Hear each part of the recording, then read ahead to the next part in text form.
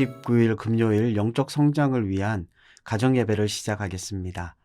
찬송가 425장 1절과 4절을 부르겠습니다.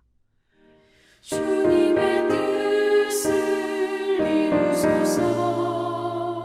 고요한 중에 기다리니 지능과 같은 날 빚으소. 주님의 영성 만드소서. 주님의 뜻을 이루소서. 온전히 나를 주장하사 주님과 함께 동행함을 만민이 알게 하옵소서.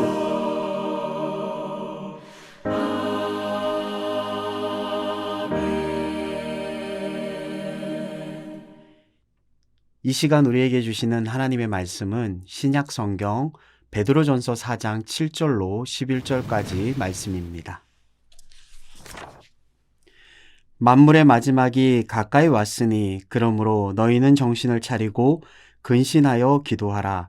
무엇보다도 뜨겁게 서로 사랑할지니 사랑은 허다한 죄를 덮느니라. 서로 대접하기를 원망 없이 하고 각각 은사를 받은 대로 하나님의 여러 가지 은혜를 맡은 선한 청지기 같이 서로 봉사하라.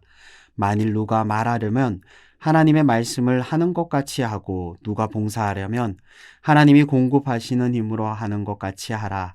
이는 범사에 예수 그리스도로 말미암아 하나님이 영광을 받으시게 하려 함이니 그에게 영광과 권능이 세세에 무궁하도록 있느니라. 아멘. 고진감래라는 사자성어가 있습니다. 고생 끝에 낙이 온다라는 의미인데요. 고난 뒤에 찾아오는 기쁨을 경험하게 될 때 우리는 비로소 이 말의 의미를 깨닫게 됩니다. 그러나 성경은 우리에게 이 땅에서의 고난과 기쁨을 넘어 하나님의 나라에서 누릴 영원한 기쁨을 바라보라고 말씀하십니다. 사도 베드로는 오늘 본문에서 만물의 마지막 때가 가까이 왔다라고 선언하면서 마지막 때를 사는 하나님의 백성에게 필요한 두 가지의 삶의 태도를 우리들에게 말씀합니다. 먼저는 7절 말씀인데요. 기도의 삶을 권면합니다.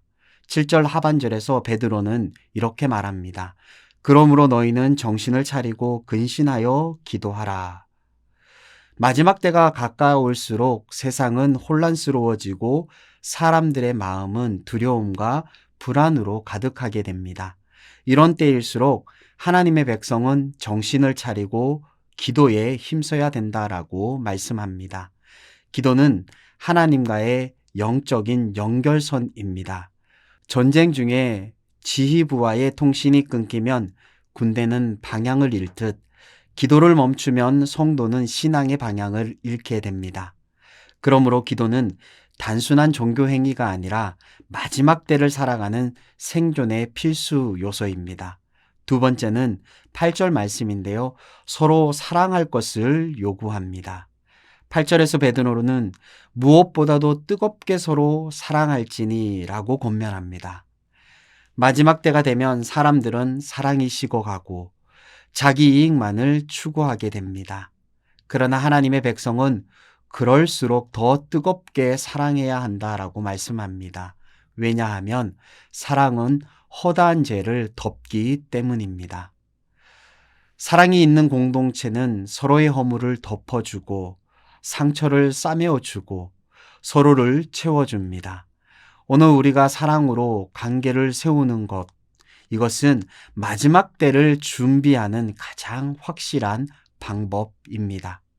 사랑하는 성도 여러분, 마지막 때를 살아가는 우리의 모습은 두려움이 아니라 기도와 사랑이어야 합니다. 기도를 통해 하나님의 뜻을 붙잡고 서로 사랑으로 성도들을 붙드는 믿음의 자녀들이 될 수 있기를 주님의 이름으로 축원합니다. 그럴 때 우리는 어떤 시대 속에서도 흔들리지 않고 주님의 길을 끝까지 걸어갈 수 있을 겁니다. 기도하겠습니다. 사랑과 은혜가 풍성하신 하나님 아버지, 오늘 말씀을 통해 마지막 때를 살아가는 성도의 삶을 가르쳐 주심에 감사합니다. 세상의 혼란과 두려움 속에서도 정신을 차리고 깨어 기도하게 하시고 무엇보다도 뜨겁게 사랑하며 서로의 허물을 덮어주는 주님의 제자가 되게 하여 주옵소서.